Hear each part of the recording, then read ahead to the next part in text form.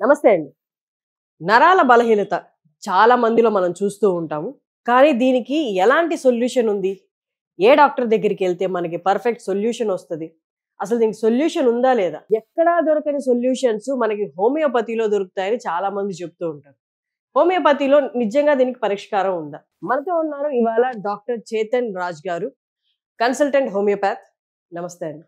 నమస్తే అండి. ఎక్కడా లేని సొల్యూషన్స్ హోమియోపతిలో దొరుకుతాయి అంటారు. మీరు చెప్పండి, నరాల బలహీనతకి అసలు సొల్యూషన్ ఉందా? మీ ఇంట్లో లైట్లు ఉంటాయి కదా, ఉం. దానికి స్విచ్లు ఉంటాయి కదా, అది ఆఫ్ ఉంటే లైట్లకి వెళ్ళి లైట్ వస్తుందా? రాదు. రాదు కదా. పవర్ అంటే ఏం పాస్ అవుతుంది? స్విచ్లకి వెళ్ళి లైట్ వరకు కరెంట్ పాస్ అవుతుంది, పవర్ పాస్ అవుతుంది కదా. అయితే మన బాడీలో కూడా వైర్లు ఉంటాయి. ఆ వైర్లు ఏంది అంటే నరాలు.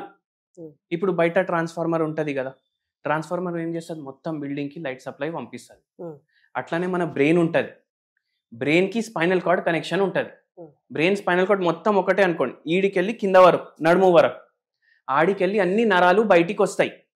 అది మొత్తం బాడీకి సప్లై చేస్తాయి. అయితే ఇప్పుడు ఏమవుతుందంటే ఎన్నోసార్లు కాళ్ళ నొప్పులు, ఇప్పుడు పేషెంట్స్ ఎట్లా వస్తారు? అరికాల్ మంటలు ఉన్నాయి సార్, తొడ నొప్పులు ఉన్నాయి సార్, అరిచేతిలో మంటలు ఉన్నాయి సార్. వీళ్ళకు ఏమవుతుందంటే ఏదైతే బ్రెయిన్ స్పైనల్ కార్డ్ ఇది ఉంది కదా, ఇది ట్రాన్స్ఫార్మర్ బాడీకి మొత్తం బాడీలో ఏం పంపిస్తుంది? కరెంట్ పంపిస్తుంది. ఈ కరెంట్ ఎప్పుడు పోతుంది కరెక్ట్ గా? ఎప్పుడైతే మన ఎలక్ట్రోలైటిక్ ఇంబ్యాలెన్స్ లేదు మన బాడీలో. అంటే ఎలక్ట్రోలైట్, సోడియం, పొటాషియం ఇవన్నీ ఉంటాయి, మినరల్స్ ఉంటాయి మన బాడీలో. అవి కరెక్ట్ ఉంటేనే కరెంట్ సరిగా పోతుంది. మళ్ళా దాని తర్వాత రక్తహీనత ఉంటుంది చాలా మందికి. మీరు చూడండి, ఒక 10 మంది లేడీస్ని నిల్చోబెట్టండి, వాళ్ళందరికీ రక్తం ఎంత ఉంది చెక్ చేస్తే వాళ్ళల్లో ఒక 70% మనుషులకి రక్తహీనత ఉంటుంది, ఫీమేల్స్ కి, ఇండియన్స్ లో. అయితే అందుకే వాళ్ళకి కూడా నరాల బలహీనత ఎక్కువ వచ్చే ఛాన్స్ ఉంటుంది. ఎందుకంటే రక్తం మొత్తం బాడీలో పోతుంది. ఇప్పుడు నరాలకి కూడా కరెక్ట్ గా రక్తం పోవాలి. రక్తం పోతే ఆక్సిజన్ పోతుంది, అవునా కదా? అయితే అటువంటప్పుడు రక్తహీనత అయితే కూడా వస్తుంది, నరాల బలహీనత. ఇప్పుడు చాలా మంది లేడీస్ కంప్లైంట్ చేస్తారు, సార్ నాకు నడుస్తుంటే షాక్లు కొడుతున్నాయి కాళ్ళల్లో అనేసి. వాళ్ళ రక్తం చూసుకుంటే 7-8 ఉంటుంది. అయితే అట్లా అవుతుంది అనమాట. ఇది చాలా మంది అర్థం చేసుకోరు, అరే రక్తహీనత వల్ల కూడా నరాలది ప్రాబ్లం వస్తుంది అనేసి. కానీ చాలా ఇప్పుడు రక్తహీనత కూడా ఉంది కదా, ఇప్పుడు రక్తహీనత తోటి నరాల్లో కరెంట్ సరిగా పాస్ అయితలేదు. కానీ ఇంకా వేరే వేరే ప్రాబ్లంలు కూడా అవుతాయి. మన బొక్కలు ఉంటాయి కదా, మన బొక్కలు కూడా వీక్ అయిపోతాయి. మన బొక్కలు వీక్ అయితే ఏమవుతుంది? ఇప్పుడు మోకాలు నొప్పులు వస్తాయి, బొక్కలు వీక్ అయితే. కానీ మోకాల కాడే బొక్కలు లేవు, మొత్తం బాడీలో బొక్కలు ఉన్నాయి, అవునా కదా? అయితే మెడకెళ్ళి కింద నడుము వరకు బొక్కలు ఉన్నాయి. ఈ బొక్కలకి రంధ్రాలు ఉంటాయి అన్నమాట. అయితే దీన్ని వర్టిబ్రల్ కాలం అంటారు. వర్టిబ్రల్ కాలం మధ్యలోకెళ్ళి స్పైనల్ కార్డ్ పోతుంది. ఈడికెళ్ళి ఈడ వరకు చిన్న చిన్న రింగుల్లాగా బొక్కలు ఉంటాయి. ఇవి ఎందుకు ఉంటాయి?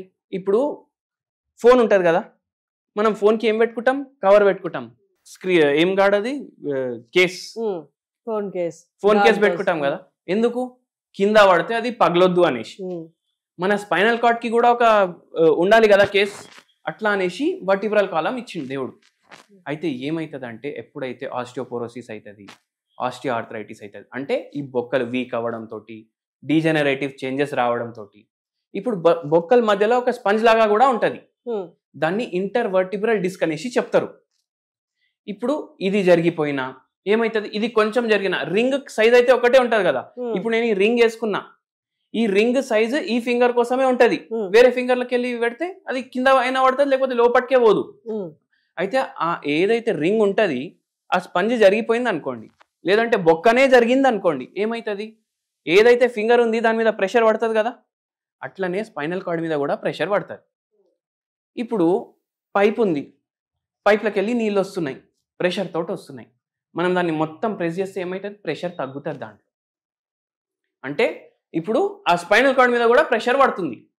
కరెంట్ పాస్ అవుతుందా? సరిగా కాదు. అప్పుడు ఏమవుతుంది? షార్ట్లు కొట్టినట్టు అవుతుంది, తిమ్మిర్లు వచ్చినట్టు అవుతుంది. ఇప్పుడు ఛార్జర్ ఉంటుంది ఫోన్ది ఛార్జర్, మనం ఛార్జింగ్ దాంట్లో పెట్టి దాంట్లో 4 వాట్ 5 వాట్ ఉంటే పవర్, ఒక్కొక్కసారి పిన్ మనం ఇన్సర్ట్ చేసేటప్పుడు మనకు సడన్ గా ఏదో చుమ్ అయినట్టు అవుతుంది. ఎందుకు? దాంట్లోకి వెళ్ళి కరెంట్ మన ఫింగర్ కి తగులుతుంది. అట్లనే ఏమవుతుంది అంటే ఎప్పుడైతే కరెంట్ సరిగా పాస్ కాదు, ఇట్లా తిమ్మిర్లు రావడం, అరికాలు మంటలు రావడం. కొందరు పేషెంట్స్ ఏం చెప్తారు వచ్చి, అరే నాకు ఏదో చీమల్నా కాళ్ళు తినేస్తున్నాయి కర్చి అనేసి కూడా అంటారు. ఎందుకు? వాళ్ళకు డీజనరేటివ్ డిస్క్ డిజీజ్ ఉంటది, నరాలకు సంబంధించి చాలా రోగాలు ఉంటాయి. ఇట్లా డీజనరేటివ్ డిస్క్ డిజీజ్ ఒకటి. అంటే ఏంది? ఇక్కడ ఉన్న నడుములో బొక్కలు పాడైనాయి.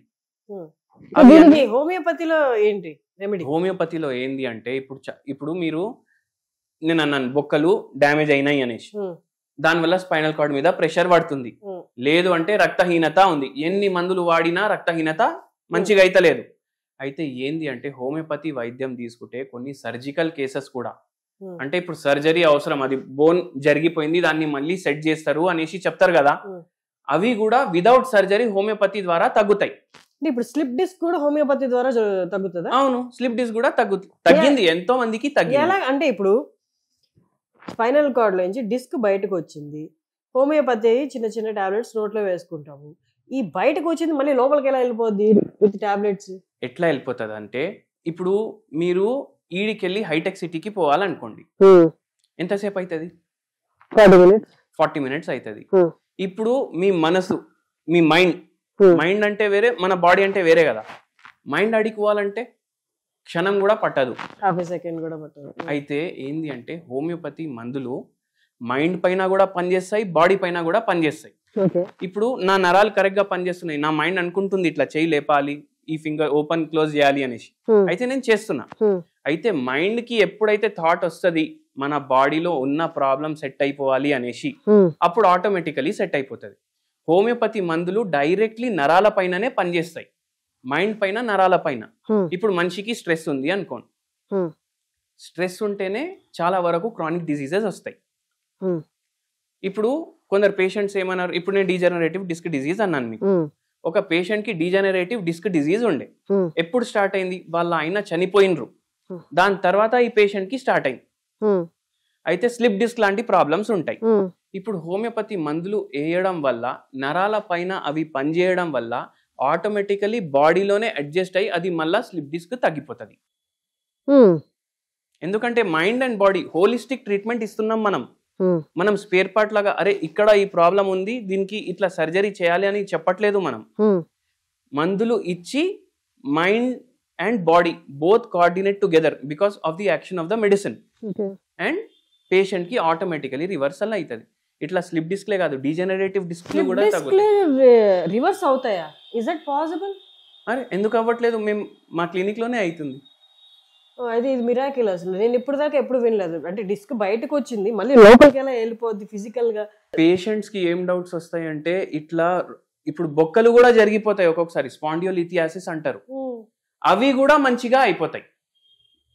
మీ దగ్గర ఇలా అయిన పేషెంట్స్ ఉన్నారా? ఇట్లా చాలా మందికి, నా దగ్గరే కాదు ఏ హోమియోపతి డాక్టర్ దగ్గరైనా ఇటువంటి కేసులు ఉంటాయి. చూపించగలరా? ప్రూఫ్ చూపించగలరా మీరు?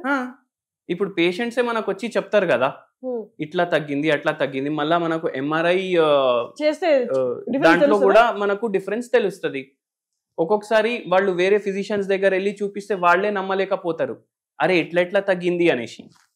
ఈవెన్ నాకు కూడా షాకింగ్ ఉంది, మిరాకిల్ అయితే ఇది. ఒక పేషెంట్ అయితే మన దగ్గర ఖచ్చితంగా వారంలో సర్జరీ మీరు చేయించుకుంటే మంచిది అనేసి అన్నారు. ఆ పేషెంట్ మన దగ్గర బండిలో పడుకొని వచ్చిండ్రు. డీజనరేషన్ కూడా ఉంది, స్లిప్ డిస్క్ అయితే దానికైనా దాటిపోయిన స్టేజ్లు పడుకొని వచ్చిండ్రు. 2 కాళ్ళు సరిగా పనిచేస్తలేవు, కొంచెం నడిచినా నొప్పి భరించలేకపోతున్నారు. ఆ పేషెంట్ కి 15 రోజుల్లో 80% రిలీఫ్ అయిపోయింది. ఈ రోజు వరకు ఆ పేషెంట్ నడుచుకుంటున్నారు, పని చేసుకుంటున్నారు, అన్ని వాళ్ళు పని చేసుకుంటున్నారు. సో అట్లా ఉంటది హోమియోపతి. సో ఈ నరాల బలహీనతకి హోమ్ రెమెడీస్ ఉంటాయా? నరాల బలహీనత ఇప్పుడు మనం డిస్కస్ చేసినాము కదా, బొక్కలు వీక్ అయినా నరాల బలహీనత వస్తుంది, రక్తహీనత ఉంటే కూడా నరాల ప్రాబ్లం వస్తుంది. ఎలక్ట్రోలైటిక్ ఏదైతే ఎలక్ట్రోలైట్స్ ఉంటాయి మన బాడీలో డీహైడ్రేషన్ అయితే కూడా వస్తుంది. అయితే ఇవన్నిటికీ ఒక మంచి హోమ్ రెమెడీ చెప్తాను మీకు నేను. మిరియాలు ఉంటాయి కదా, ఒక 5 మిరియాలు, 2 ఇలైచీలు దంచుకొని మీరు వాటర్ లో బాయిల్ చేసి తాగితే అది మనకు బెనిఫిషియల్ ఉంటది. ఎట్లా? రక్తహీనత ఉంది అనుకోండి, ఇప్పుడు రక్తహీనత ఎప్పుడు వస్తుంది? ఐరన్ డెఫిషియన్సీ ఉన్నా వస్తుంది, B12 డెఫిషియన్సీ ఉన్నా వస్తుంది, లేకపోతే మల్టిపల్ రీజన్స్ ఉంటాయి. అబ్జార్ప్షన్ కూడా సరిగా అయితలేదు.